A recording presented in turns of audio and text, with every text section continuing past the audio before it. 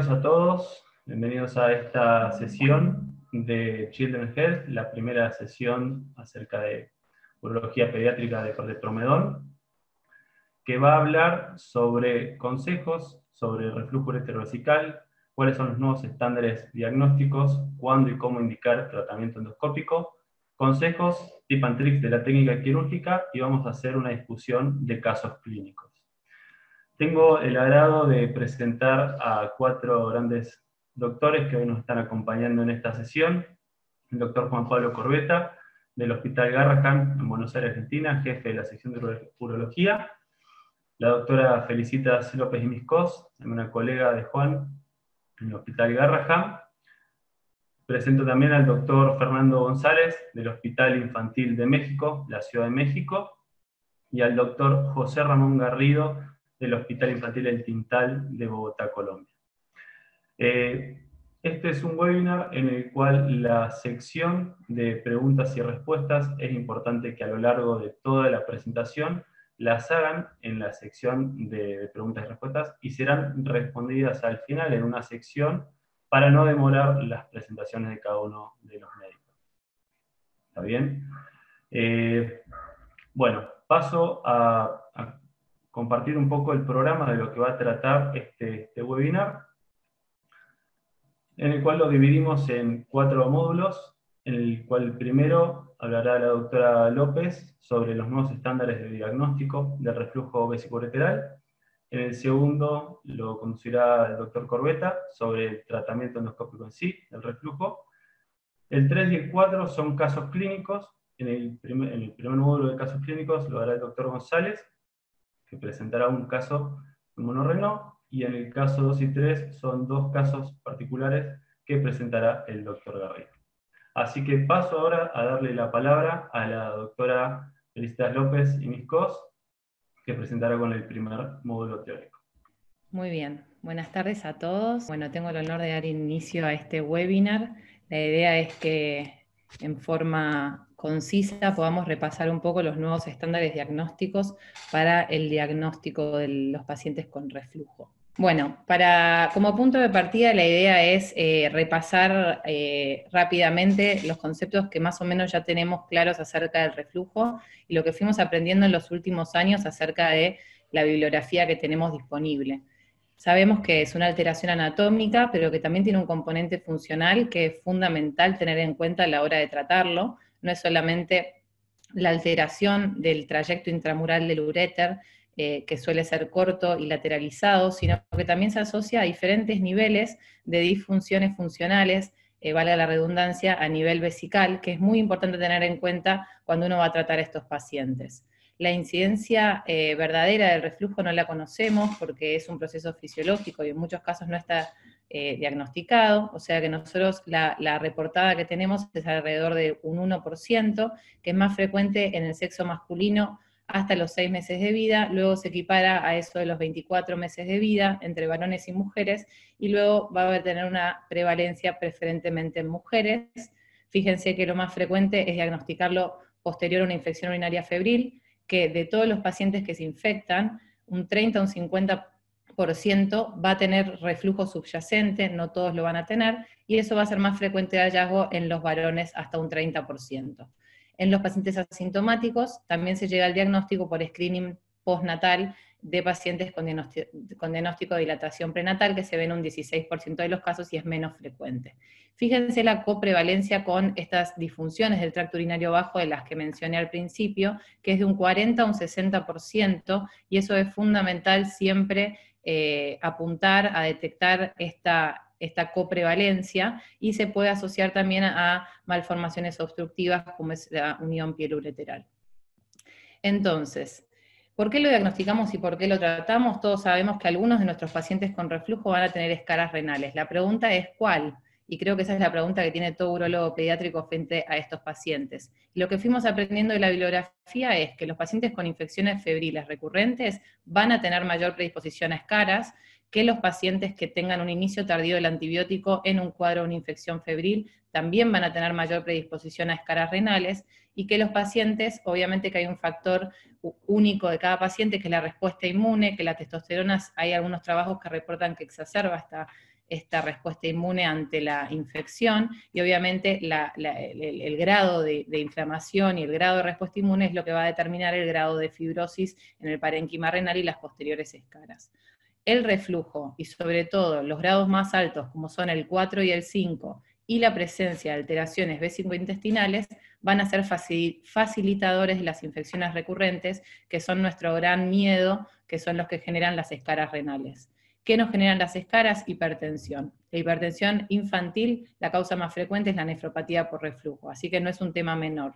Y todo esto obviamente puede terminar en una enfermedad renal crónica, que fíjense que la incidencia es de un 10 a un 20% de los casos llegan a el estadio terminal con necesidad de terapia de reemplazo, que se asocia generalmente a los que tienen patología bilateral o los que tienen signos claros de displasia. Que fíjense que la displasia tiene muchas formas de manifestarse, este proceso de una malformación digamos, en el proceso embriológico de la formación del parénquima renal, que puede ser segmentaria o focal, respetando las leyes del reflujo intrarrenal que conocemos, o también puede ser en forma difusa, viendo riñones hipodisplásicos de menor tamaño ya desde el nacimiento y desde el primer abordaje al paciente, que esto es más frecuente en los nenes varones con reflujos de alto grado que se diagnostican en edades tempranas.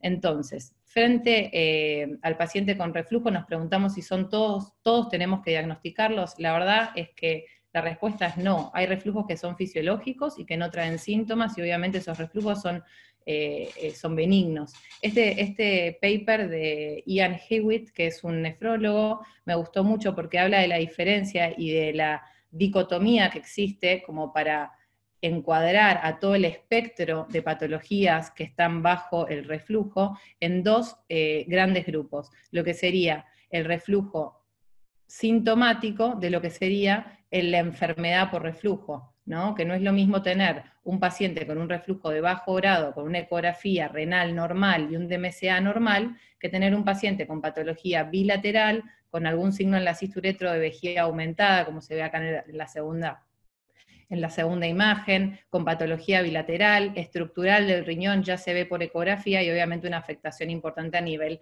del DMCA. O sea que son panoramas completamente diferentes y requieren de abordajes totalmente diferentes, y eso es muy importante a tener en cuenta.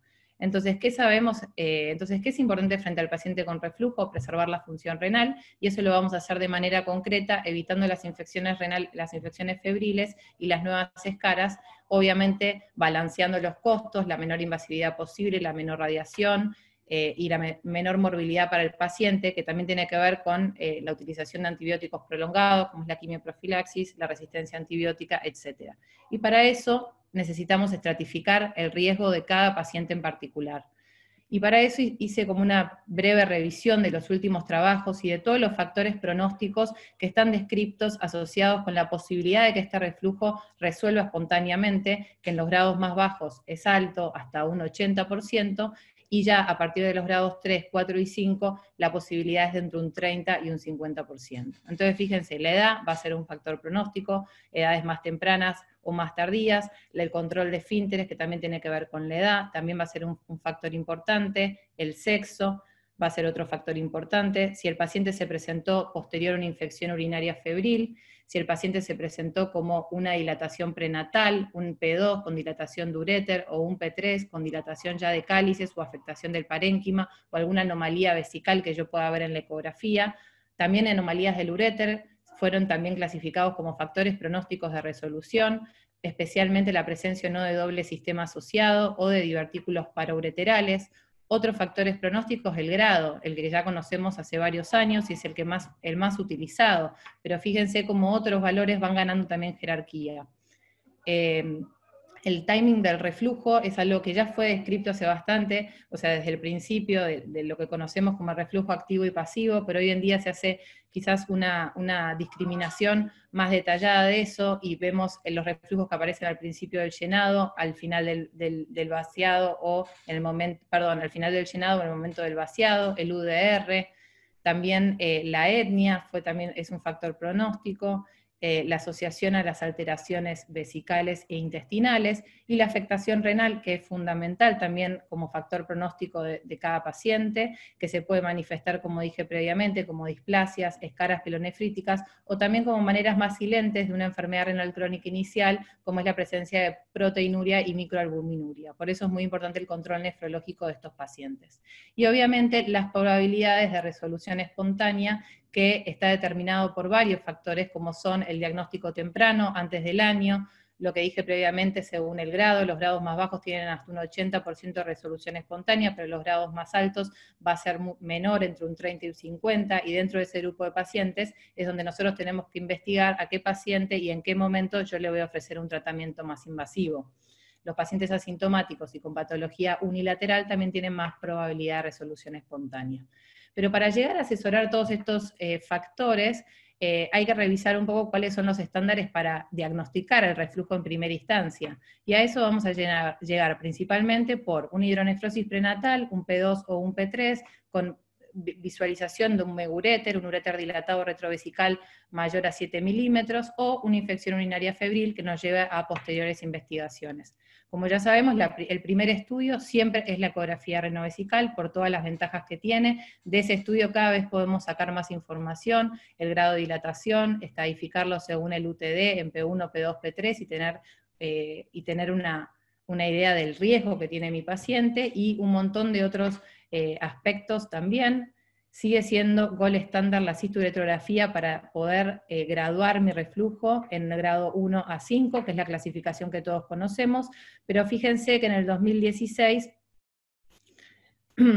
perdón que no me acompañó tanto la diapositiva, salieron este protocolo estandarizado de la AAP, que es de la Academia Americana de Pediatría, que están muy buenas, y ahora me gustaría comentar algunos puntos para recalcar de la importancia de tener estandarizado el protocolo de la cisturetro. Hay algunos estudios nuevos, como la ecografía con contraste, ecografía miccional con Doppler, cisturetrografía por resonancia, cistografía radioisotópica directa, MAC3, que son todos estudios que también sirven para asesorar el reflujo, pero ninguno ha superado la sensibilidad de la cisturetro para ver anatomía y graduación. Y obviamente siempre el estudio con radionucleótidos para ver la función renal, que es fundamental. Sabemos que está el top-down approach también descripto, empezar con un centellograma previo a la cisturetro en agudo para ver si hay alteraciones, y en esos casos pedir cisturetro. Nosotros habitualmente pedimos primero la cisturetro en los menores de un año, y en presencia de reflujo el centellograma, y en los mayores de un año luego de la segunda infección con ecografía normal, y luego de la primera infección si en la ecografía ya vemos hallazgos sugestivos de reflujo. Entonces, frente a todo este diagnóstico, quiero ir un poquito más en detalle con respecto a la cisturetro. ¿Qué dicen las guías de 2016? Que es importante un ambiente confortable, con el vaciado vesical previo al inicio, y hacen mucho hincapié en especificar el volumen vesical al cual aparecen los hallazgos en la cisturetro. Y esto es fundamental para tener un estudio lo más objetivo posible. Y obviamente, siguiendo los principios de la Lara, que es usar la menor radiación posible, o sea que elegir cada irradiación y cada placa que se saca en el paciente. Y de este estudio vamos a sacar un montón de información de la vejiga, la forma, el contorno, la presencia de trabeculaciones para sospechar un reflujo secundario, la capacidad vesical, los volúmenes a la cual aparecen los hallazgos, el volumen postmiccional. Fíjense cómo recomienda específicamente informar el volumen vesical al cual aparece el reflujo, también clasificarlo según el grado 1 a grado 5, especificar también las anomalías del uréter, si es ectópico, si es duplicado, y para esto muchas veces necesitamos hacer repetidas ciclos de llenados y vaciados. En estas recomendaciones, en estas guías y estos protocolos, dicen que al menos el número mínimo sería hacer 2 ciclos. Y obviamente la fase miccional del uretra, que va a ser de suma importancia para ver alteraciones del cuello, alteraciones funcionales, un cuello en bellota, sospechar alguna disfunción, un reflujo vaginal, nos va a dar un montón de información que también es importante. Bueno, Entonces, fíjense en el cuadro de la derecha, esto que me pareció súper importante, ellos recomiendan poner el volumen vesical a la cual aparece el reflujo, la capacidad máxima en el momento en que aparece el deseo miccional, y también documentar el residuo postmiccional, que es algo que muchas veces no tenemos en los estudios de nuestros radiólogos, y que es fundamental. Fíjense en este estudio donde veían el nivel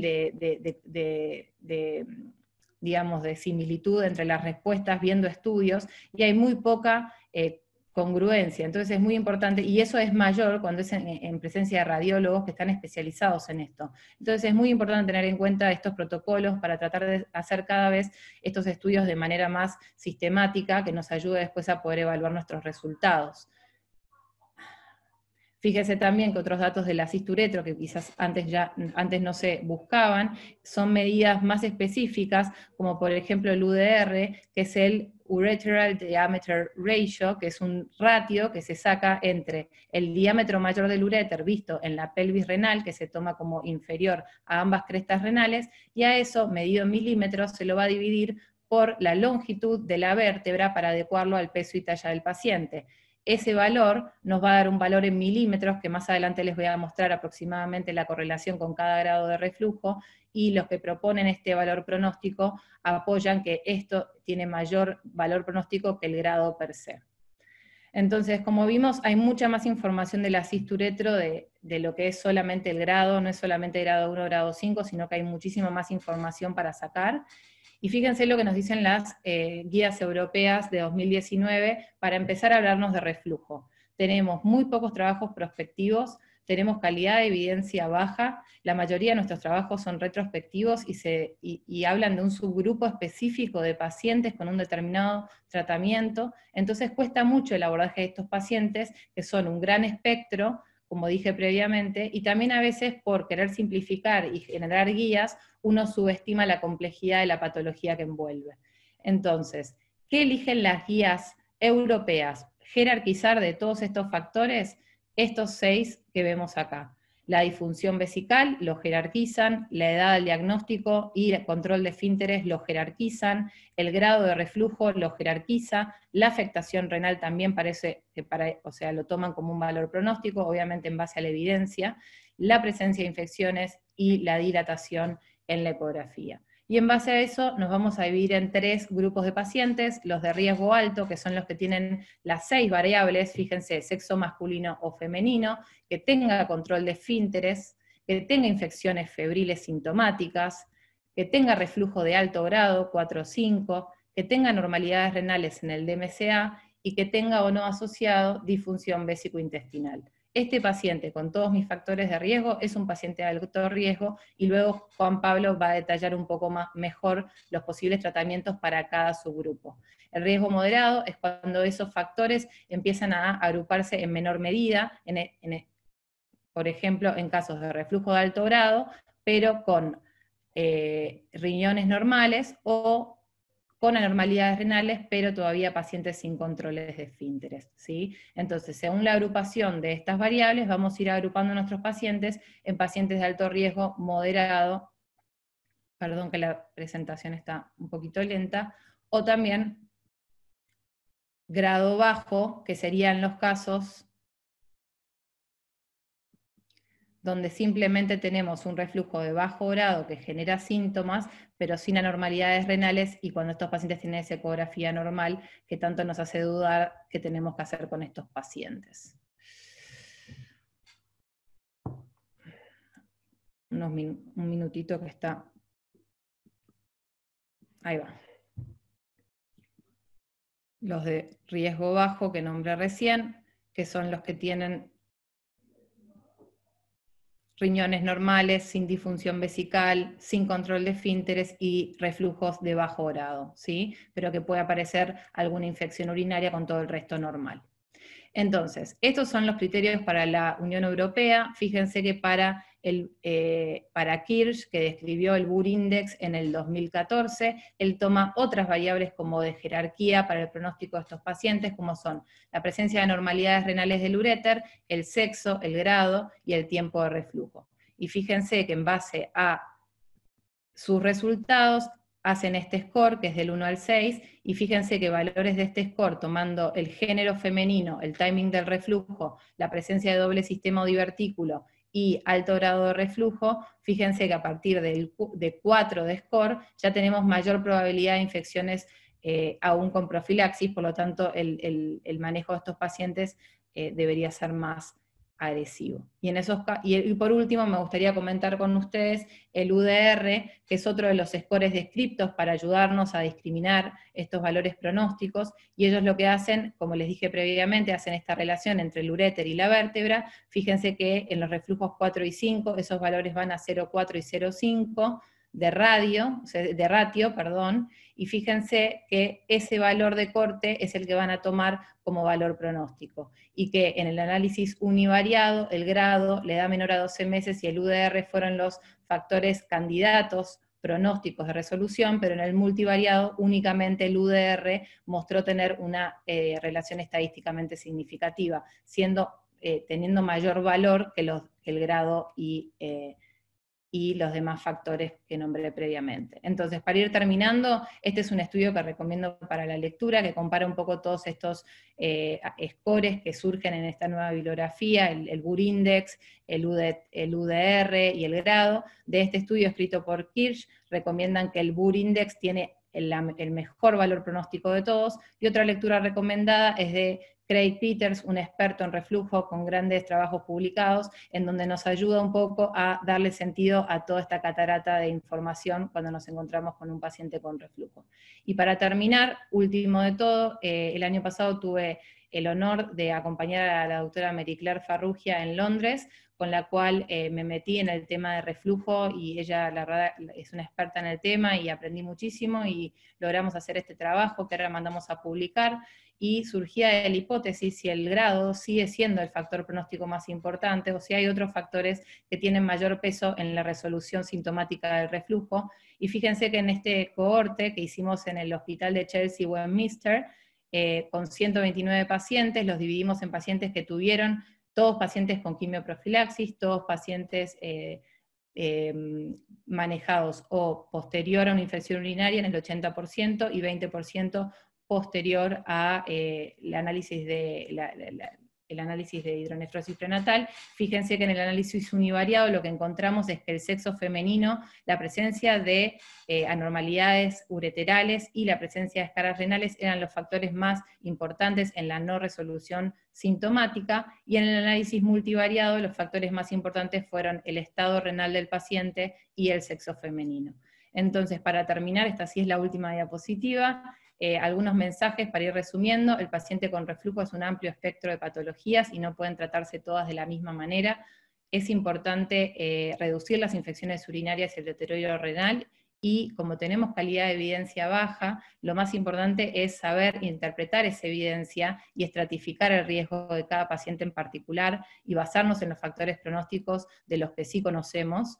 El grado ya no es el único factor pronóstico de resolución, hay otros. Yo creo que la calidad del riñón tiene mucho que ver con el pronóstico de ese paciente, y estos nuevos scores y factores pronósticos como el UDR y el BUR Index son herramientas que están disponibles. Yo creo que todas son válidas y todos han demostrado tener buenos resultados. Yo creo que la idea sería cada uno elegir el que quiera utilizar, y que sea coherente para poder después analizar también los resultados y tener mejores trabajos en este tema que es tan controversial. Muchísimas gracias. Bueno, muchas gracias, Felicitas. Ahora voy a dejar de compartir y va a hablar Juan, va a compartir una presentación que tiene preparada también con un videito. Pero antes, habilito, Juan, para que compartas tu presentación. Perfecto. Bueno, buenas tardes a todos. Ahí tenían una pregunta. Mientras agradezco, preparo la pantalla. Bueno, mientras votan, desde ya, bueno, primero agradecer realmente la invitación a Promedón. Gracias por hacer este webinar. Gracias a Fernando González, José Garrido por sumarse, a todo México, toda Colombia, los de Argentina, los que estén sumados acá. Un placer estar hablando de este tema que a mí personalmente me apasiona. Y la verdad, siempre es discutible, siempre opinamos es tema de congreso, etcétera, etcétera. Así que hoy nos enfocamos un poquito más a tratamiento endoscópico, que es un poquito el motivo de mi charla. Y después Fer y José van a dar 2 casos clínicos muy discutibles, así que va a estar un poquito picante y va a estar bueno. Y bueno, Feli, te agradezco la charla, excelente exposición y también cosas que podemos discutir de ahí. Bueno, cuando digan, no sé cómo vamos con la votación y cuando quieran terminamos, es para tener una idea en qué frecuencia estamos haciendo de tratamiento de reflujo y de ahí también salir un punto de discusión. O sea, el 48%, menos de 10 al año, entre 10 y 50 el 33%, y más de 50, 3%. Nunca un 16, no es poco, ¿no? O sea, entonces va a servir, me siento mejor porque va a servir un poquito la charla. Bueno, un poco hablando de estratificación de riesgo y lo que es el tratamiento endoscópico, según las guías europeas de la ESPU de este año, fíjense que insisten, y me parece lógico, la estratificación de riesgo que plantea Felicitas, y en un esquema bastante lógico. Lo dividen en alto, moderado y bajo, exactamente como lo dijo Feli. Lo que voy a hacer es, fíjense, de los pacientes de alto riesgo, como les comentó Félix, que esta es la forma de presentación, ellos optan que el tratamiento inicial es quirúrgico y opinan en los comentarios que es mejor la cirugía abierta sobre la endoscópica, pero acá tenemos un punto de discusión en que estos pacientes también pueden ser tratados por vía endoscópica. En los de mediano riesgo, también los que presentó Felicitas, fíjense, el tratamiento inicial de cirugía sería con la presencia de infecciones urinarias febriles, con la presencia de reflujo persistente, o con la presencia de síntomas de LUTS post-tratamiento, o sea que continúen, y ahí sí, el tipo de cirugía a efectuar sería más controversial entre tratamiento abierto o endoscópico. En aquellos sintomáticos, en los grados menores, obviamente, al ser menor grado de reflujo, el tratamiento endoscópico es una excelente opción, sumado al tratamiento de la disfunción, esté o no esté, y cuando esté hay que tratarla. Y acá se genera otro punto de riesgo. Fíjense que los de bajo riesgo, no tratamiento, y seguimiento de la infección urinaria febril. ¿Cuál es el problema? El problema que se plantea acá, y lo van a dar después como recomendación, es qué quieren los padres ante este escenario. ¿Sí? ¿Es realmente, le saco el antibiótico sin riesgo y el padre sabe, está riesgo informado, lo dejo sin tratamiento endoscópico y el padre sabe que hay un tratamiento endoscópico y decide no elegirlo? Vamos a ver qué recomiendan las guías también. Cuando hablan de recomendaciones, acá viene el grado, la fuerza de la recomendación. Y una recomendación débil es la de ofrecer un tratamiento quirúrgico endoscópico en aquellos pacientes que tienen frecuencia de infecciones urinarias febriles. Esta es una elección débil, una recomendación débil, perdón. Ofrecer cirugía endoscópica en pacientes aquellos que tienen alto grado de reflujo, o sea, alto grado de reflujo sería cirugía abierta, y un grado más bajo de reflujo, cirugía endoscópica, que es una recomendación fuerte. Ofrecer también cirugía reparadora en los chicos más allá del año, los que presenten alto grado de reflujo y alteración del parénquima, cosa que marcó muy bien Felicitas, con una recomendación débil. Y fíjense, una fuerte, ofrecer la cirugía correctiva cuando el paciente prefiere no optar por el tratamiento conservador. Así que es un punto de discusión el de bajo riesgo en esto. Y para aquellos que hacen cirugía endoscópica y los que no hicieron, nosotros, la cirugía endoscópica, dicen, no, son 5 minutos, parece fácil, pero tiene sus momentos quirúrgicos como toda cirugía. Primero, hay que ver la posición en que pongo el paciente. Segundo, hacer el procedimiento con vejiga vacía o semivacío, ahora hablamos por qué. Segundo, qué tipo de aguja me conviene cuando empiezo o cuando soy más experto, y sobre todo la dirección de la aguja. El fenómeno de hidrodistensión propuesto por Kirsch, que ahora hablamos de qué es, lleva un H0H3, si voy a usar doble hit o versus sting, y esto va, en mi opinión, es muy importante con qué producto voy a inyectar, porque el doble hit para mí, por ejemplo, con poliacrilato, no es recomendable, y el control de mi inyección es con vejiga vacía. Si logré el H0, que ahora vamos a ver, está todo bien, pero si no lo logré, vuelvo al paso 1 y sigo todo de nuevo. ¿Sí? Esto es sumamente importante. Esta es la posición adecuada. Lo habitual es que uno levante las piernas, pero no, se recomienda, es como lo mismo que hacemos sobre ureteroscopías. Esta es la posición del paciente, las piernas bajas. Y fíjense, ¿por qué hacerla con la vejiga vacía o semiplena? Porque si yo tengo la vejiga llena, el orificio intramural y extramural se cierra. Entonces, mi hidrodistensión va a ser mala, mi inyección puede ser fallida por este solo acto que es muy simple. En cambio, si tengo la vejiga semillena o vacía, fíjense que el orificio se abre y esto es un fenómeno fisiológico.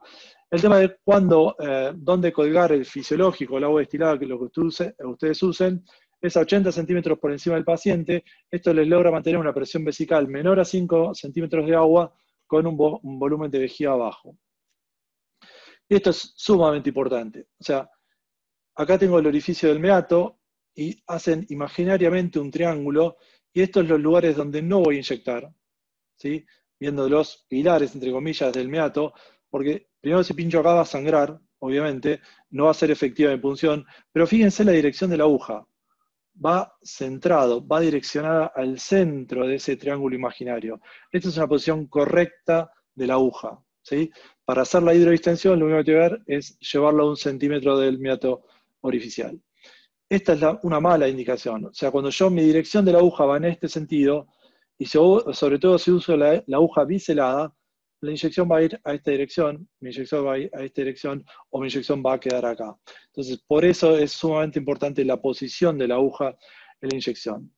Y el momento de la hidrodistensión es un muy buen trabajo que habla de esta hidrodistensión dinámica propuesta por Kirsch. Fíjense, es muy simple. Como les dije, 1 centímetro del orificio, abren el fisiológico, en ese momento los tenían cerrados como les dije, y esto es lo que vemos, un H0, le pongo agua y no se abre el orificio, pero no quiere decir que no lo tengo que inyectar. Es un reflujo que yo decidí inyectarlo y eso tiene una técnica de inyección. Como hay algunos que usan una guía hidrofílica para inyectar, yo no estoy muy de acuerdo, o sea, no estoy acostumbrado, no quiere decir que esté bien, pero si elegiría a un paciente para colocar una hidrofílica es esta, porque me ayuda a levantar el meato y puedo hacer un sting perfecto en este punto. Pero este es el H0, el que más me cuesta cuando empiezo y más dudas me da de inyectar cuando comienzo, ¿sí? El H1 se abre el orificio, pero no se ve el sector intramural ni extramural. El H2 voy a ver el sector intramural y el H3 ya veo el extramural, que es aquel que me permite hasta entrar con el cistoscopio, ¿no? Entonces, estas son las imágenes endoscópicas y es muy importante saber esto. Entonces, la hidrodistensión la debo hacer, conviene hacerlo. Cuando empiezo, fundamental. Se pone a 1 centímetro del meato y ahí logro mi H0, H1, H2 y H3. Ahora, ¿cómo inyectar? Si doble hit o sting. Mi propuesta, y esto lo vamos a discutir después, el doble hit lo puedo usar con dextranómero, pero no puedo usar el doble hit con poliacrilato, porque ahora lo vamos a ver qué fenómeno inflamatorio genera, y se acuerdan que el poliacrilato no es reabsorbible a diferencia del dextranómero, y esto genera una gran reacción inflamatoria en 2 lugares, no en 1. Entonces, las hipótesis de obstrucción que después vamos a ver se duplican. Si el sting se puede usar con los dos, y es acá tienen los sitios de inyección.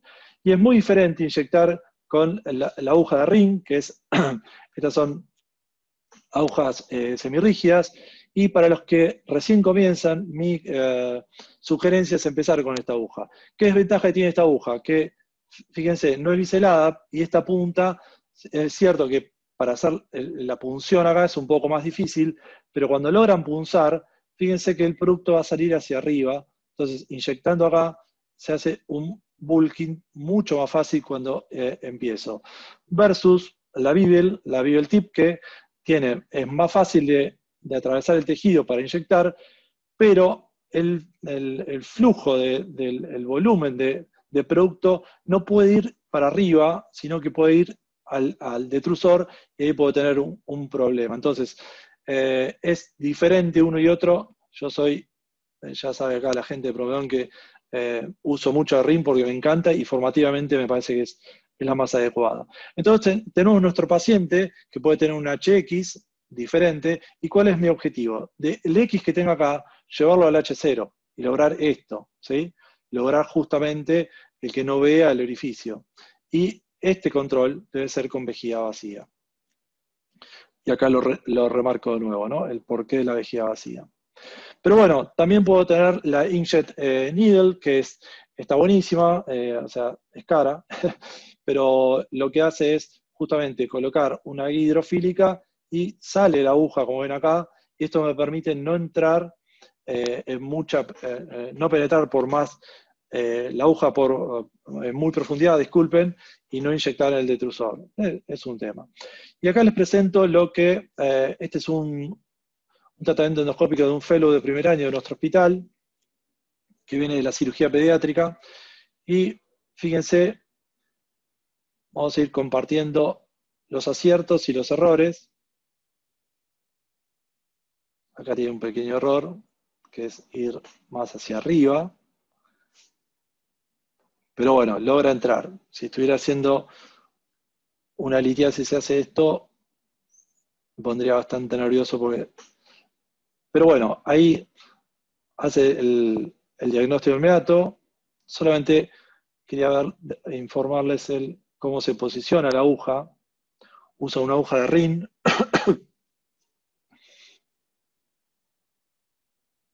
Que obviamente está bueno, lo puse sin editar porque fíjense lo que tarda en poner la aguja. Pero bueno, es la aguja de Rin, entonces va a buscar su meato. No hizo la hidrodistensión, punto 1, pero bueno, lo pongo en ese sentido, ¿no? Por un poco marcar los errores. Pero el lugar donde punza, la verdad está bien. Y fíjense el tip que hace, que eso sí lo hacemos siempre, le va a costar pinchar, más el miedo de hacer los primeros procedimientos, y eleva la aguja. Al elevar la aguja, yo me alejo del detrusor, sumamente importante, porque mi error puede quedar en la submucosa. Y la inyección es muy despacio, no puedo apretar la jeringa e inyectar de golpe, porque voy a romper esa submucosa y no me va a servir el procedimiento. Entonces va inyectando despacio, si quiero yo puedo girar la aguja de Rin y darle hacia más de un pilar o otro del meato, y eso generar un mejor bulking. Y esto, que es lo que él no hace, es retirar muy gradualmente, tendría que ser mucho más despacio y dejar colocada la aguja acá para que ese producto no salga, ¿sí? Y después el control lo debe hacer con jeringa vacía. Pero bueno, les quería mostrar, esto es un video no editado a propósito para ver los errores y cómo modificar los errores, que es muy importante. Y ahora, viene todo un enfrentamiento, porque yo digo, bueno, soy muy bueno en cirugía endoscópica y la verdad me va fantástico. Está bien, pero ¿cómo definimos éxito en cirugía endoscópica? Acá el mismo Kirsch habla de 8 formas de definir éxito, o sea, bien lo controvertido de definir éxito, perdón. Si es la cisturetro por paciente, o sea, que es normal por paciente, si es por unidad renal, si son todas las que hice después, son... o sea, una cisturetro seriada que me da negativo, si la cisturetro es solamente la parte radiológica y la clínica, si es éxito el que no necesité cirugía, si es éxito el que no necesité otro procedimiento, si es éxito porque no tengo infecciones después de la primera infección, o que está libre de antibióticos después de la infección. O sea, ¿en qué defino mi éxito? Es sumamente controvertido y lo tengo que especificar en mi grupo. Y fíjense que acá Kirsch tiene un 94% de éxito. O sea, Kirsch, cuando nosotros hablamos en los congresos, webinars, no, a mí me va bien y yo, bueno, bien. ¿Cuánto es bien? Porque hay un 6% acá que tiene riesgo de infección urinaria febril, siga como lo siga, ¿sí? Y acá usa la cisturetro después en pielonefritis recurrente o otras indicaciones clínicas. O sea, ese 6% sigue teniendo ese riesgo de recurrencia y yo lo inyecté con algo y ese lo genero, y lo digo para generar discusión después. Y Kirsch se plantea de nuevo, ¿es necesario la cisturetro después de una inyección endoscópica? Y en su grupo, un experto en inyección endoscópica, fíjense que en bajo riesgo clínico y bajo riesgo radiográfico tiene un 3,4% de falla, pero vayamos al de alto riesgo clínico y alto riesgo radiológico, porque es un alto grado, tiene casi un 10% de falla. Entonces, dice, no hagamos cisturetro, excepto que haya bajo grado, que sean chicos, que falle clínicamente o que una preferencia del cirujano. Ahí igual considera que la cisturetro debería ser una opción y no una recomendación. está bien, pero Kirsch sobre esta base, entonces este grupo de pacientes del 10% tiene un riesgo de pielonefritis, tiene un riesgo de todo lo que habló Felicitas en evolución de enfermedad, etcétera, etcétera. Y usando lo que dijo del UDR, fíjense que la asociación de UDR también puede tener pronóstico en el reflujo endoscópico, en el tratamiento endoscópico. Y este trabajo mide en eso y dice que una unidad de aumento del 0,05 en el UDR afecta negativamente a la tasa de éxito, y por eso las nuevas medidas o los nuevos estándares de pronóstico y diagnóstico de cisturetros son muy importantes. Si hablamos de efectividad, hay muchos trabajos, este es un seguimiento prospectivo, por eso se los traje, y tiene 114 unidades renales primarios, o sea, de sistemas simples, con un 86,8% de efectividad en primera inyección y 100% en segunda inyección, y aquellos complejos que son dobles sistemas o válvulas de uretra o sistemas bífidos, que son 63 unidades renales, con un 85,7% en la primera inyección y el 98,4% en la segunda inyección. O sea, realmente muy efectivo, tanto si son simples como si son complejos. Y acá les traje nuestro trabajo, este fue un trabajo también prospectivo, con poliaclilato polialcohol. La resolución acá de en posgrado son 117 unidades renales, pero hay que decir que el 57,26% eran reflujos grado 3, por eso el éxito del 97%, ¿sí? Fíjense, es muy efectivo, acá logramos un 92% de éxito, y nuestra definición fue resolución radiológica del reflujo, no clínica, radiológica. O sea, el 100% le hicimos historetrografía miccional a los 6 meses de inyectados. Y este es nuestro mismo trabajo, pero nos pusimos en un grupo multicéntrico con el doctor Kosherov y Chertin. Chertin es la parte de Europa del Este que más coloca inyección endoscópica, más experiencia tiene. Eran 809 unidades renales, también con tasas bastante significativas de inyección endoscópica. Tanto en este como en nuestro trabajo, solamente nosotros tenemos 3 unidades renales de obstrucción, y en este también es muy bajo, no puedo decir el porcentaje exacto, pero es muy bajo, y ahora hablamos de obstrucción después.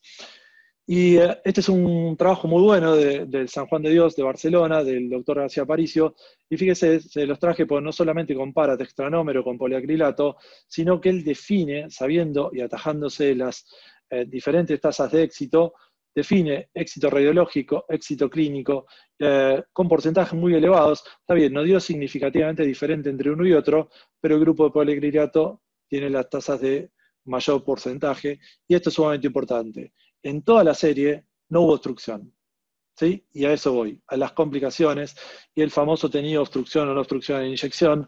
Sobre 480 pacientes, 9 pacientes obstruyeron, 1,87%. O sea, no van a encontrar muchas series con obstrucciones, porcentaje de obstrucciones muy altas. ¿Y por qué les traigo este trabajo? Porque yo comparto 100% lo que habla de la fisiopatología de obstrucción post-inyección y tardía en pacientes inyectados.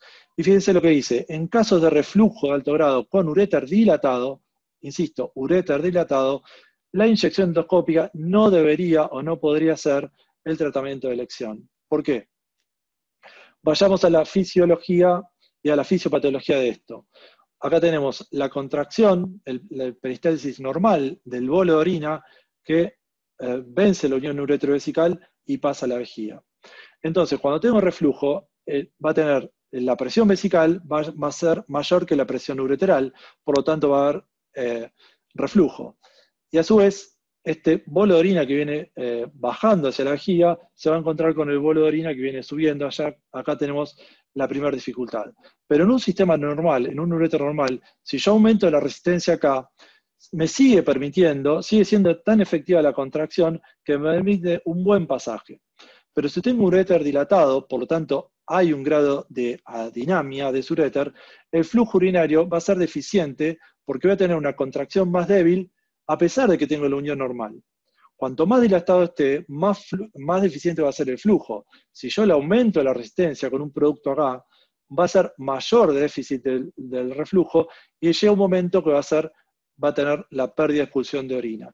Y si ven, y todos conocemos, todos hemos operado a pacientes inyectados con poliacrilato, la dificultad que logra es por esta reacción inflamatoria que da no a corto plazo, sino a largo plazo.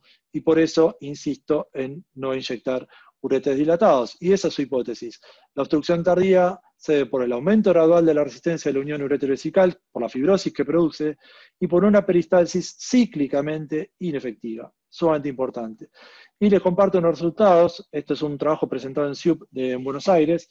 Y nada, les comento esto de cuántos pacientes tenían hidronefrosis previa de inyectados. 7,8%, acá tienen el UTD de cada uno, pero a lo que voy, para no perder tiempo y dejar, dentro de las complicaciones, que sumamos complicaciones como reflujo residual, el 67% estaba asociado a hidronefrosis previa con una P significativa.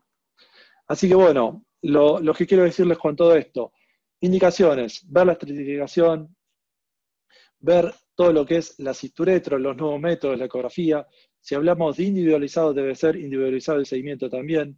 El método quirúrgico, lo de la aguja, la posición, la hidrodistensión y lograr el H0 que tiene que ser el objetivo. Y el control, después lo hablamos, la cisturetro obviamente de alto riesgo y la ecografía a largo plazo. Muchas gracias a todos y bueno, dejo de compartir, así siguen. Muchísimas gracias. Bueno, clarísimo, clarísimo Juan, muy buena la presentación. Ahora vamos a pasar a al siguiente módulo, que son de casos clínicos. Y va a presentar ahora Fernando González. Voy a compartir la pantalla del webinar para que me ir a la sección que corresponde. Y bueno, les recuerdo también que hagan las preguntas en la sección de preguntas y respuestas para que al final de esta presentación de casos clínicos podamos discutir todo lo que habló la doctora López, el doctor Corbetta, y lo que van a discutir y lo que van a presentar ahora. Listo. Perfecto. Muy bien, pues muchas gracias, buenas tardes, buenas noches a todos y a todas los que nos acompañan. Es un gusto para mí y agradezco a Promedone, a mis amigos que me han invitado el día de hoy a discutir y me han invitado con una razón, por eso tengo el cuadro del fondo, que se ve una luz al fondo. Probablemente me van a sacrificar y me van a mandar al más allá después de ver este caso, pero la idea es ponerle pimienta al asunto, ponerle un poquito de lumbre al fogón y a ver qué tal sale este asado. El caso que les voy a presentar a continuación es un caso muy especial por muchos aspectos, pero les explicaré primero que es un caso de un paciente masculino que nació el 25 de octubre del 2014, se le hizo la circuncisión neonatal, se había detectado prenatalmente hidronefrosis izquierda y supuestamente en el segundo semestre en el lado derecho se habían encontrado unas imágenes quísticas. Los dos siguientes ultrasonidos que se realizaron prenatales ya no había riñón en el lado derecho y se comentaba que la dilatación que se veía del lado izquierdo había disminuido paulatinamente y en los dos postnatales, antes de que nosotros lo conociéramos, la dilatación había disminuido y era menor la medición del diámetro anteroposterior que la que estaba reportada de forma prenatal. No pongo imágenes de esto porque yo no vi estas imágenes, yo no los tengo, pero de cualquier forma lo pongo como un antecedente importante. Nace de término, 2,750 gramos, líquido amniótico normal en cantidad y en características, una creatinina al séptimo día de 0.38 miligramos sobre decilitro, y se solicitó por parte del equipo que lo vio inicialmente al nacer un uretrocistograma y un gamagrama con MAC3, o centellograma para nuestros amigos de Sudamérica que lo llaman así. Este cistograma se hizo unos pocos días antes de que yo lo conociera. Podemos ver aquí la imagen inicial, una imagen donde se está comenzando el llenado, el piso pélvico está plano, no podemos evaluar prácticamente las estructuras óseas, pero sí vemos que a la hora del llenado es una vejiga muy redondeada con paredes trabeculadas y ahí comienza a aparecer el reflujo incluso desde la fase de llenado. Una vez que está lleno, pues podemos ver este uréter con características muy especiales y esta pelvis, que es una pelvis grande con estas características que ustedes observan. Se descartan valvas de uretra posterior, el vaciamiento es adecuado, pero yo pondría aquí el dedo en el renglón y aquí es donde quiero yo enfatizar. Quiero que vean estas imágenes en la fase premiccional, cómo los cálices se están conservando. En la imagen apenas se llenan y en la miccional se ve de características, a pesar de que aparentemente la pelvis se llena más, y digo que aparentemente porque es una imagen oblicua, por lo tanto no estamos viendo en la misma proyección que vemos la anterior, nunca los cálices menores se ven llenos, no están abombados y no están afectados. Entonces, estas son las imágenes posterior al vaciamiento, termina el vaciamiento final de la micción, y un poco después, a los 20 minutos, el paciente prácticamente ya vació la vejiga y queda un poquito de medio de contraste residual en el uréter distal. ¿Qué quiero comentar con esto? El paciente estaba asintomático, ya vimos que el cuadro clínico es muy importante para estadificar y planear el manejo a seguir, y nosotros teníamos un paciente que no había tenido ningún problema y el problema lo presentó después del cisturetrograma con una infección febril que requirió hospitalización y 5 días se hospitalizó y estuvo con tratamiento antibiótico IV. La primera valoración que tuvo con nosotros fue el 14 de enero del 2015, más o menos a los 3 meses de edad. Y mi pregunta aquí sería, ¿qué reflujo tiene? Realmente si vimos las imágenes, si al no estar los cálices abombados, en la clasificación tradicional, y lo voy a poner entre comillas porque realmente creo que vamos a cambiar nuestro concepto sobre el reflujo y lo hemos cambiado en los últimos años, no tiene dilatación de los cálices menores, y entonces realmente lo que estamos viendo es un uréter dilatado, sí tiene un diámetro aumentado, sí está tortuoso, pero no hay evidencia de que la presión arriba en el tracto urinario superior, sobre todo a nivel renal, esté deformando los cálices. Por lo tanto, la posibilidad de un reflujo intrarrenal o la posibilidad de una obstrucción al paso de orina a través del parénquima será muy poco probable. ¿Requiere manejo de urgencia? ¿Sería quirúrgico o endoscópico? ¿Y en qué momento debemos de tratar este caso? Todavía no tiene control de esfínteres, es masculino, ya se descartó una obstrucción de tracto urinario inferior. Los síntomas de tracto urinario inferior o disfunción de tracto urinario inferior no estarían aquí, en este caso, no estarían contemplados por la edad del paciente. Entonces, ¿qué tenemos que hacer? ¿Lo operamos? ¿No lo operamos? ¿Hacemos caso a la presión de todo el entorno?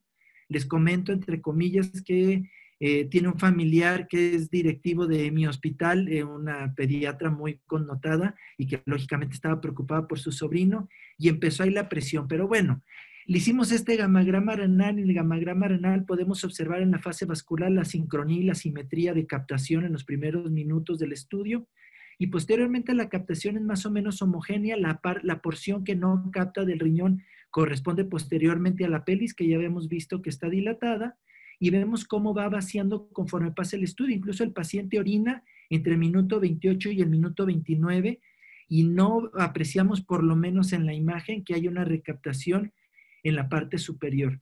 Y también en la gráfica no observamos realmente que hay una recaptación o una imagen de joroba de camello o de recaptación importante arriba.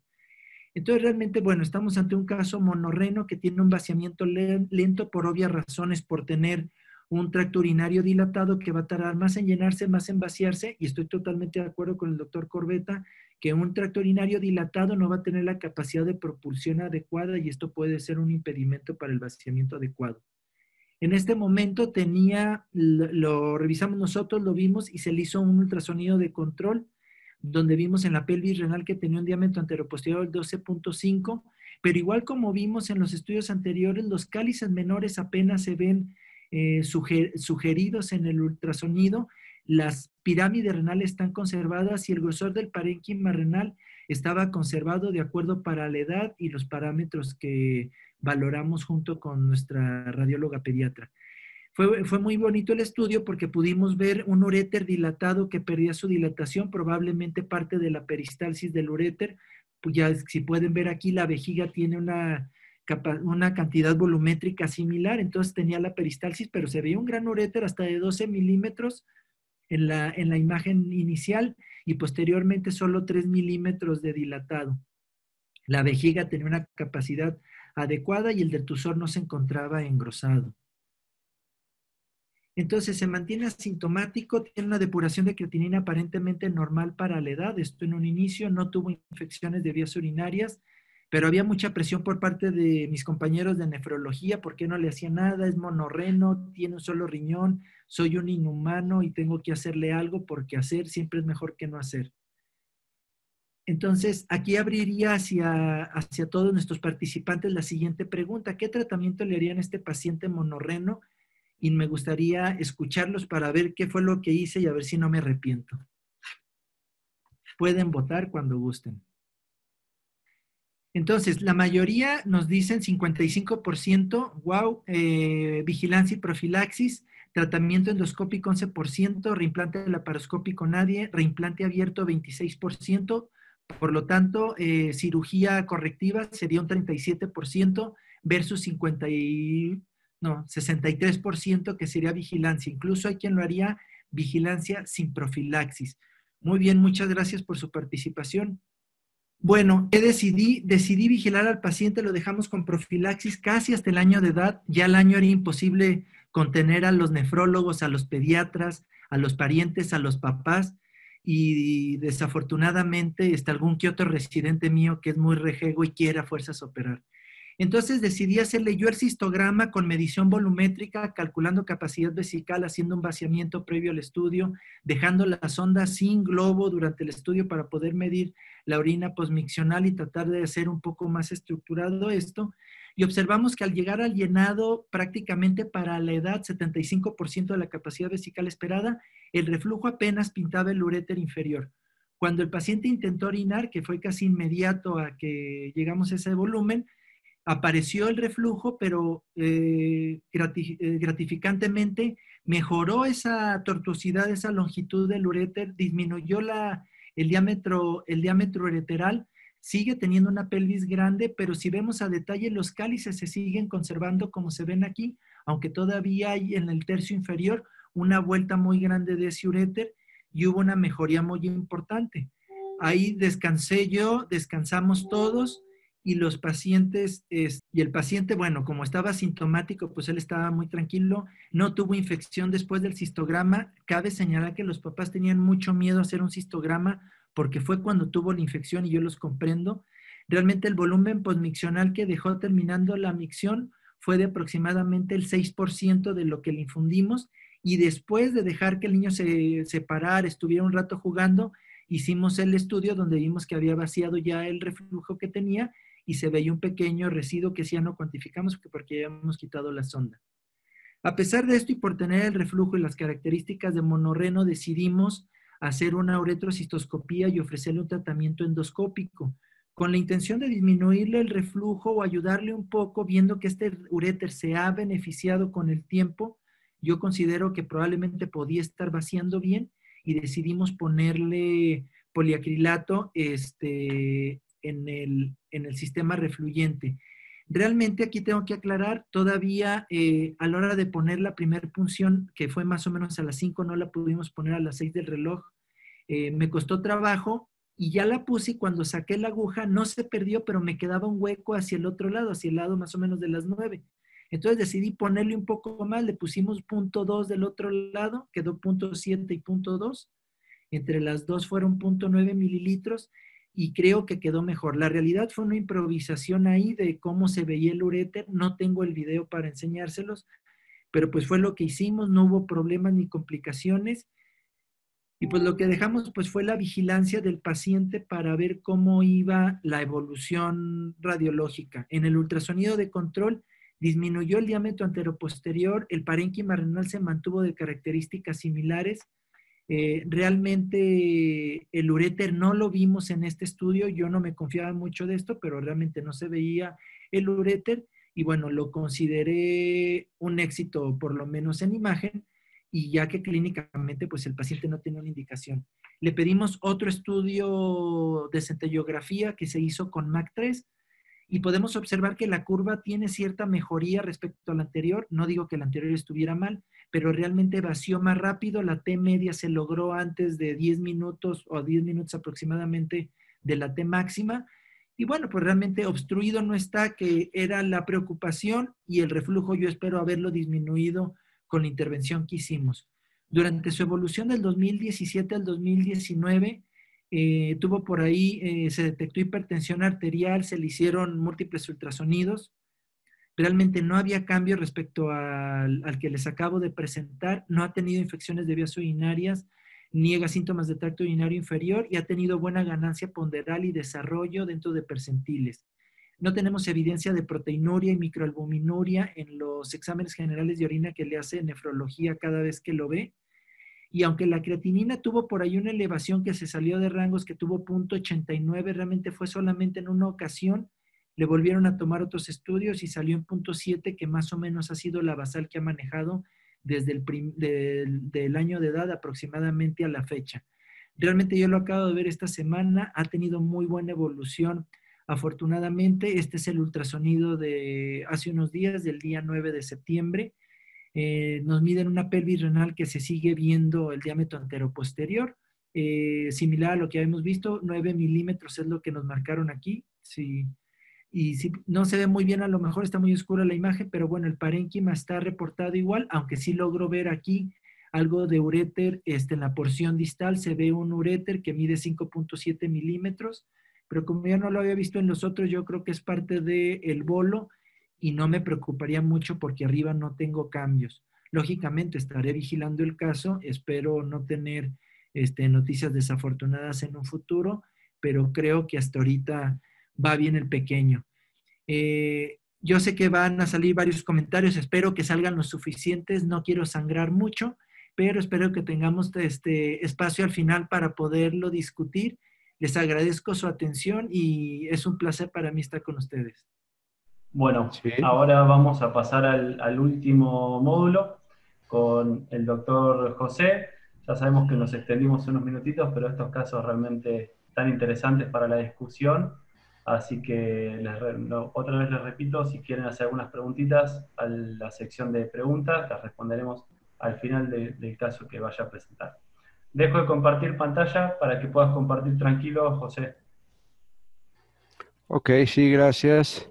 Buenas noches. Buenas tardes a todos, qué gusto saludarlos. Gracias a Promedon por esta invitación y hemos revisado de todo un poco, súper interesante. José, mientras Sí. vamos respondiendo unas preguntas mientras preguntas. Bueno, Sí. opinamos todos. Sergio nos pregunta, ¿qué hacer en caso de obstrucción tardía? Doctor González, ¿quiere responder usted, doctor? O Claro. ¿qué hacen en la obstrucción tardía?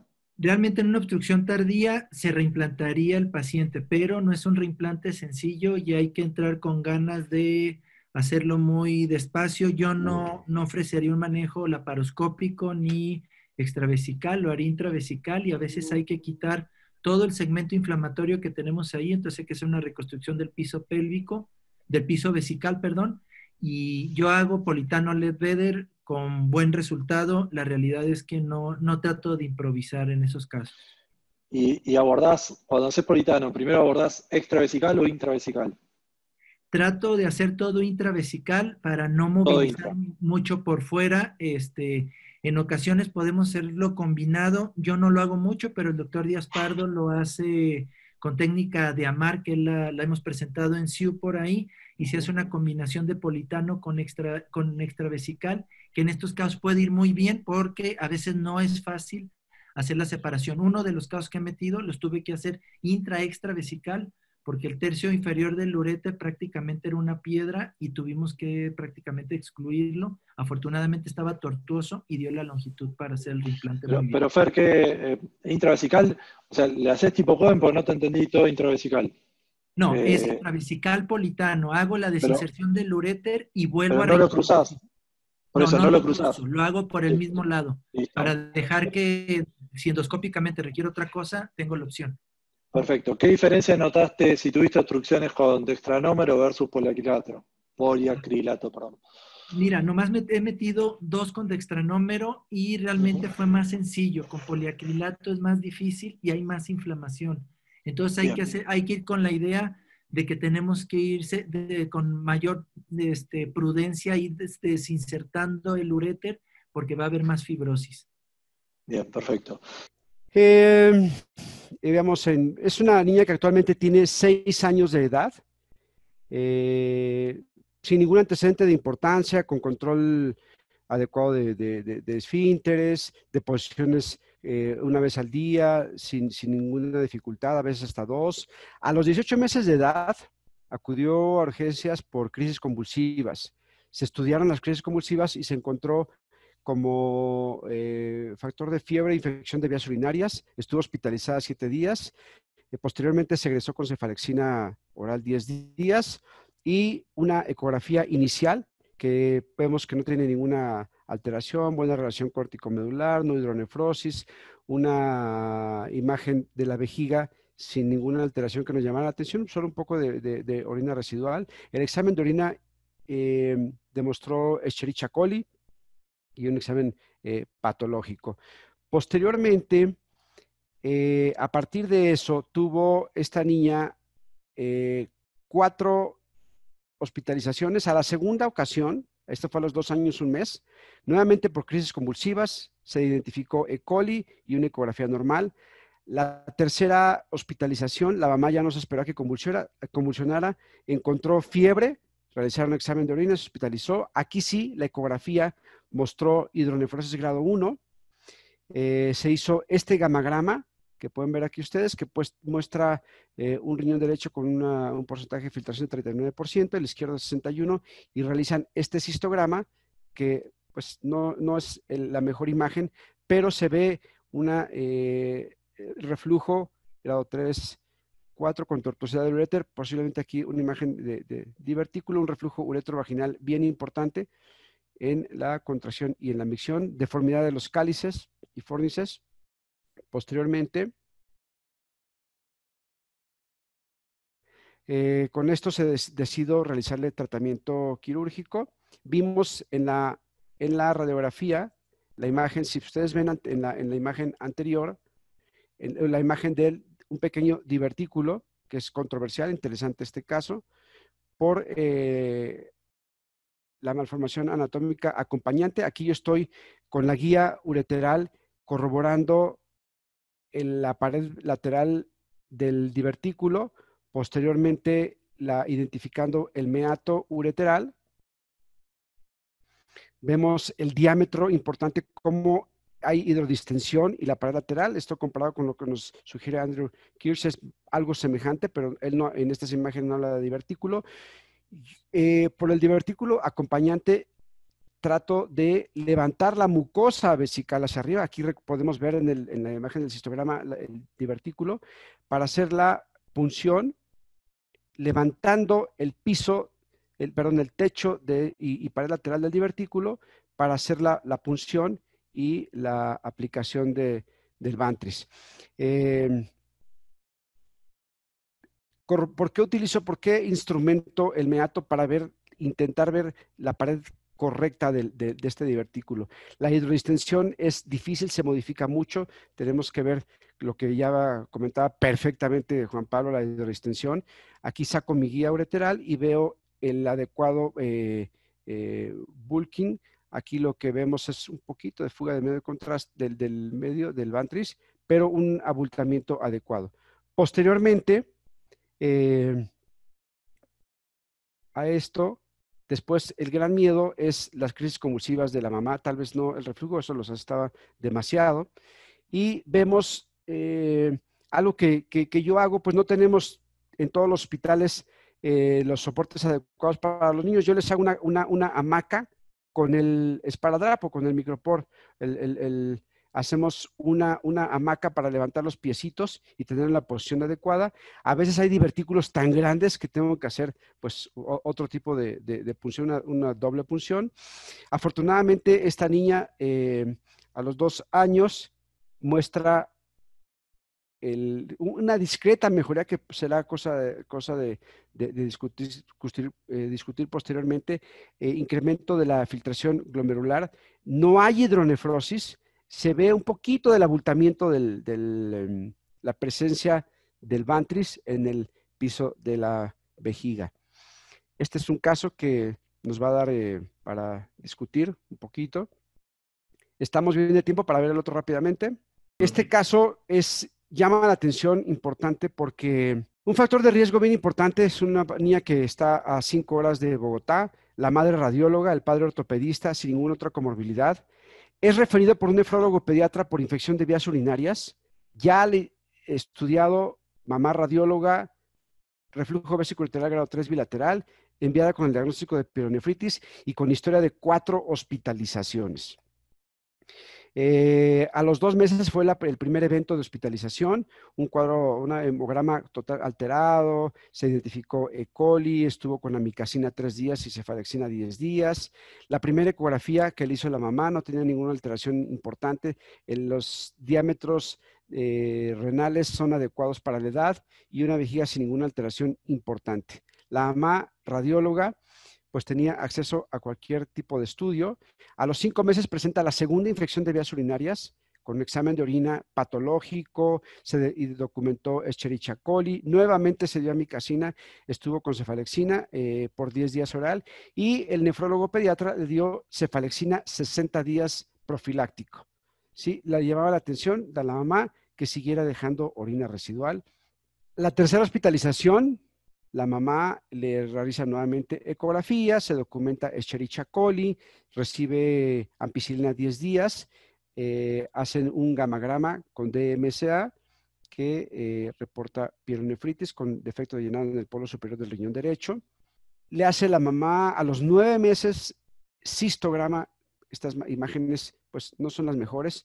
Se ve perfectamente la dilatación ureteral y de los cálices, un reflujo uretrovaginal importante, imágenes de vaciamiento ureteral incompleto. Había abundante materia fecal. La mamá decía que la niña presentaba deposiciones o evacuaciones diarias. La mamá le hace un uretrocistograma por tomografía, cosa que aporta muchas cosas en el clínicamente para descartar otro tipo de alteraciones anatómicas. Normalmente no hacemos este tipo de estudios, es cuando buscamos otro tipo de patología, pero rutinariamente el pediatra, el nefrólogo pediatra, el cirujano pediatra, el urólogo no hace un uretrocistograma por rutina.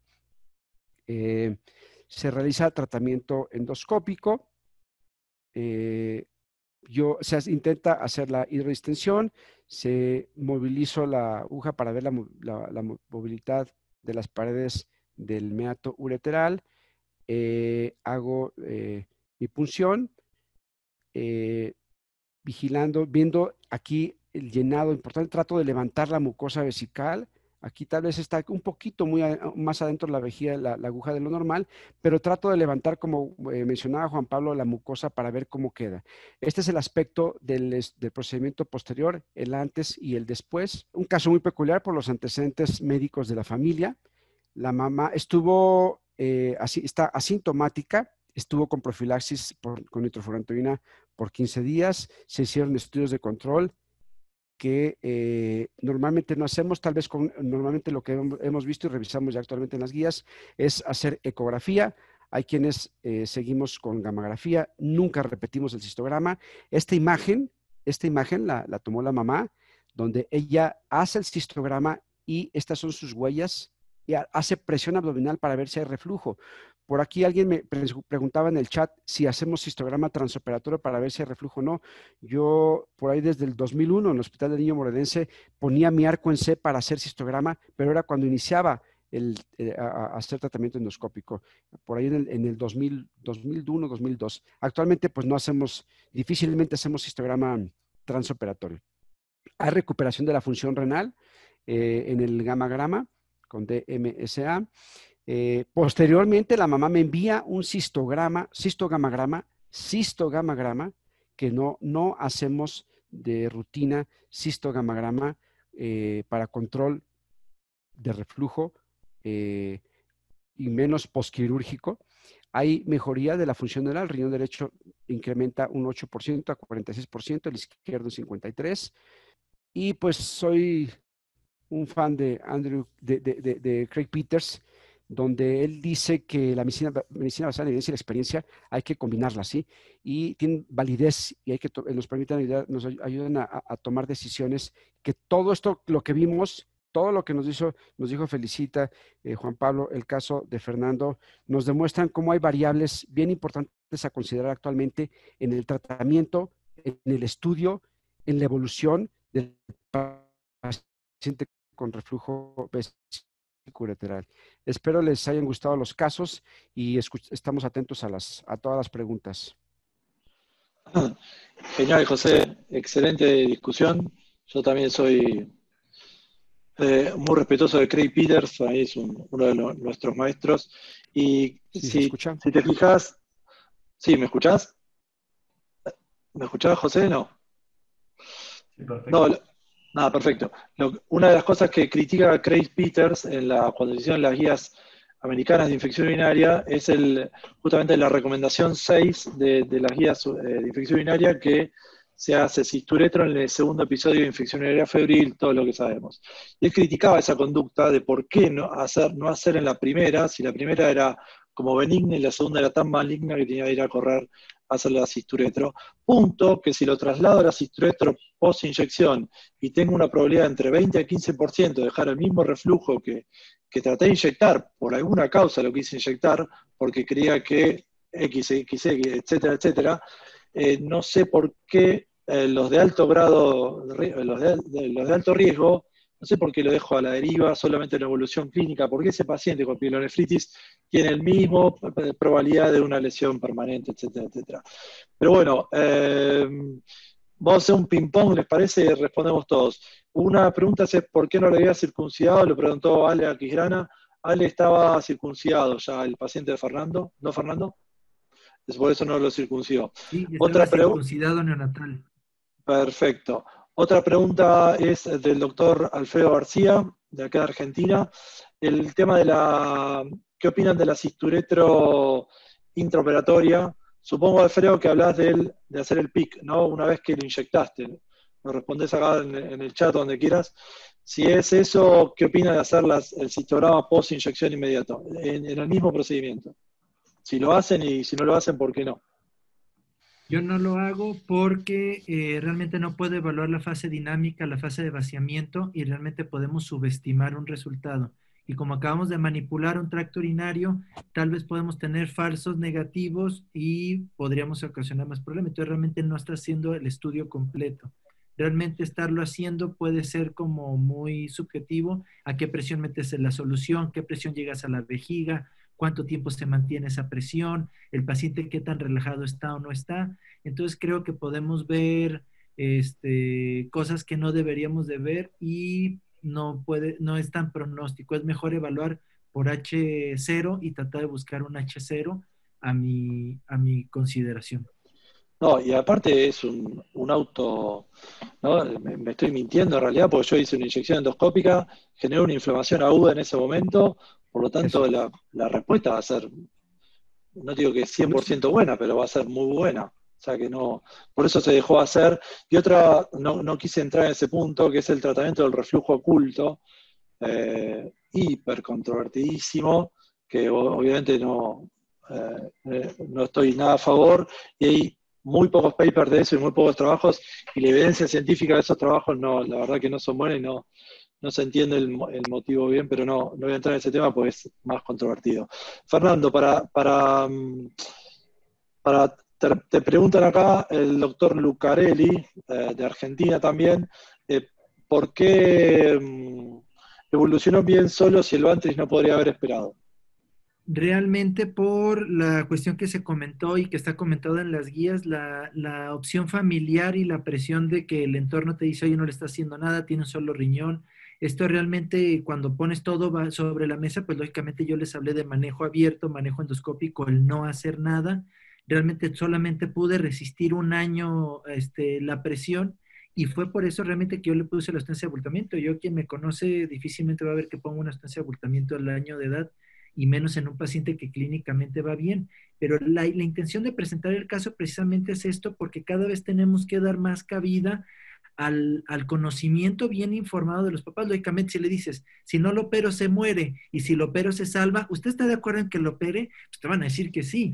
Pero si haces realmente un ejercicio de información consciente, basado en evidencia, donde los papás tengan que participar y el entorno familiar, porque no solamente participan los papás, creo yo que también es parte de lo que nos hace tomar decisiones, pero ese es un trabajo, no es sencillo. O sea, la realidad es que es un renglón dicho en las guías, pero realmente son a veces consultas en mi experiencia de una hora y fracción, para poder poner todo sobre la mesa y tomar una decisión informada. Feli, ¿qué opinás del riesgo de este paciente? del de Fernando. En cuanto a la estratificación de riesgo y las opciones que teníamos bibliográficas, con todo lo que nos aportaste. Y bueno, estamos hablando de un paciente masculino, menor en realidad de 1 año de edad, pero hasta el momento del tratamiento menor de 1 año de edad, circuncidado, con lo cual eso ya entraría dentro de los pacientes con menor riesgo de infecciones, pero sí con un reflujo, un grado 3. En realidad era esto controvertido que decía Fernando, que me pareció súper interesante del caso, porque es verdad que muchas veces a la hora de mirar el grado de reflujo hay una discordancia entre lo que uno ve a nivel de los cálices, la papila, los fornix, lo que ve a nivel de la pelvis y lo que ve a nivel del uréter. Por eso es que surgen estos nuevos scores, como es el UDR, que justamente viene a esclarecer un poco estos panoramas, donde ve una pelvis muy dilatada, que uno pensaría que es un reflujo de alto grado, pero por ahí la dilatación del uréter no era tan significativa como para pensar en un reflujo de tan alto grado, y por ahí el pronóstico no era tan severo. Creo que es un caso híbrido, pero bueno, obviamente tuviste muy buen resultado, Fer, es un caso polémico, pero bueno, creo que se podría haber esperado con su riesgo moderado, digamos, pero también la opción y tus buenos resultados demuestran que eso también era una buena opción. Feli, si le diéramos una proforma de cómo hacer cisturetro, o qué es lo que necesitamos, así como nosotros en el hospital tuvimos atendido con imágenes de UTD, para que nos informen UTD y P1, P2, P3, todo eso. Si hiciéramos lo mismo con la cisturetro, como darle una proforma o algo, ¿pensás que haciendo informes retrospectivos cambiarían o no? ¿O nos hubiera ayudado más en ese momento? O sea, digo, con el paradigma de tratar de cambiar todo esto. No sé. No, nos serviría darle como un esquema informático, decirle al radiólogo, bueno, quiero que me informen la cisturetro en estos puntos. Yo creo Necesito que eso ver esto. 100% la respuesta es sí, por eso también hice tanto hincapié en la charla. Y también tiene que ver con lo que Fer comentaba recién de hacer la cisturetro en quirófano, porque obviamente estamos comparando dos estudios diferentes, uno que está hecho en un ambiente controlado, protocolizado, estandarizado, usando la menor radiación, y lo otro es hacerlo en quirófano, uno que no tiene tanta experiencia a veces haciendo cisturetrografías, el paciente dormido, es otra circunstancia, entonces tampoco son dos estudios comparables. Creo que en ese sentido es importante la charla del especialista con los radiólogos para llegar a un acuerdo, porque muchas veces el único impedimento es la comunicación, porque creo que si uno lleva la fotografía y tiene una comunicación multidisciplinaria, que creo que es lo que se viene, la multidisciplina, el trabajar en equipo, es fundamental, porque ellos pueden objetivamente dar todos estos detalles de la cisturetro que hasta los últimos años no estaban, y eso nos puede ayudar a nosotros a tener mejor estratificación de riesgo por cada paciente y focalizar mejor el tratamiento, creo yo, ¿no? Que todo va un poco hacia eso, pero sí o sí necesitamos la pata de ellos, porque si no, es la interpretación de si es al principio del llenado, menos del 75% de la capacidad, más al final del llenado, es como muy subjetivo y mucha variabilidad. Excelente. Fer, últimas de radiación. Hablando de radiación, te pregunta el profesor doctor Tobía González, ¿por qué le hacen radiorenograma al reflujo? Estaba esperando esa pregunta. Okay. Realmente el MAC3 tiene una compatibilidad en la función porcentual con DMCA. Si yo voy a checar o voy a revisar función porcentual, me sirve MAC3 y me sirve DMCA, no DTPA, pero sí MAC3. ¿Por qué MAC3? Porque MAC3 puedo ver vaciamiento, puedo ver comportamiento del uretero, e incluso mi paciente tiene que orinar durante el gamagrama y puedo ver reflujo y puedo hacer una clasificación, aunque es menos específica que la del cistograma, por un cistocentellograma indirecto, y estoy haciendo otro estudio durante ese estudio. Nosotros hacemos mucho MAC3, yo sé que en el cono sur se utiliza mucho más DMSA, no creo que haya mucha diferencia, yo trato de ver más dinámicos mis estudios, y entre más urodinámico sea mi estudio, puedo ver más características, y creo que nos puede ayudar a entender como urólogos mejor el resultado. Tengo muy buena relación tenemos en el departamento de urología de mi hospital muy buena relación con radiología, medicina nuclear, y la verdad que hemos llegado con el tiempo a tener nuestros protocolos caseros, pero tratando de cuidar estos detalles para sacarle el mayor provecho a los estudios, que no son baratos, y eso también quienes trabajamos en hospitales públicos, sí, obvio, tenemos que cuidarlo. Importante. Bueno, José, algunas para, ya te dejo, Peter. José, te preguntan, Sí. preguntan Elías, ¿cómo andás, Elías? Ramírez de México, ¿qué edad es el paciente con edad menor que has inyectado? ¿Cómo te fue? Y la otra pregunta que te hicieron es aclarar, sobre todo que, porque dice Jorge Hernández Jiménez, dice, fue sometida a mucha radiación, pero obviamente fue un tema materno, ¿no?